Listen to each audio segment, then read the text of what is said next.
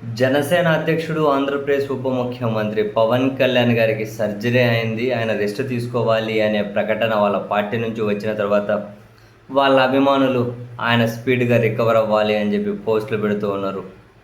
వాళ్ళ వాళ్ళ దేవుళ్ళకు వాళ్ళు మొక్కుతూ ఉన్నారు. ఆఫ్‌కోర్స్ ఫ్యాన్స్ అన్న తర్వాత ఈ రకమైన ఆందోళన మామూలే.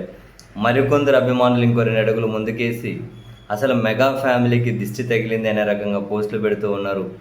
అండ్ దానికి వాళ్ళు తాజాగా అంటే వరుసగా ఆ కుటుంబంలో జరుగుతున్నటువంటి కొన్ని సంఘటనలు ప్రస్తావిస్తూ ఉన్నారు.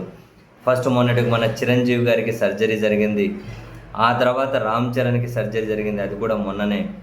అండ్ ఇప్పుడు వరుణ్ తేజ్ ఆరోగ్యం కూడా బాగోలేదు. ఆయన హాస్పిటలైజ్డ్ అయ్యారు. ఇప్పుడేమో పవన్ కళ్యాణ్‌కి సర్జరీ జరిగింది.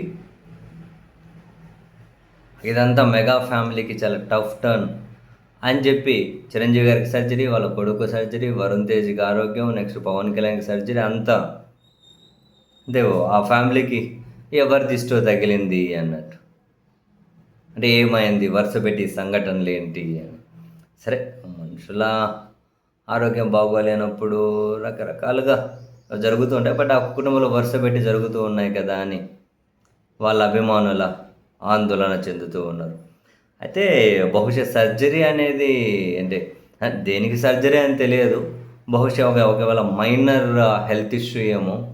మనం గనక తెలుగుదేశం పార్టీ మీడియాను చూస్తే అసలు పత్రికల్లో కనీసం పెద్దగా కథనం కూడా రాయలేదు. వాళ్ళ టీవీ ఛానల్‌లో అయితే కెన్ యూ ఇమాజిన్, ఒక నిమిషపు వీడియో కూడా లేదు. ఒక తెలుగుదేశం పార్టీ ఛానల్ అయితే 1 నిమిషం వీడియో అంటే, మరో ఛానల్‌లో అయితే కనీసం ఆ నిమిషపు వీడియో కూడా లేదు.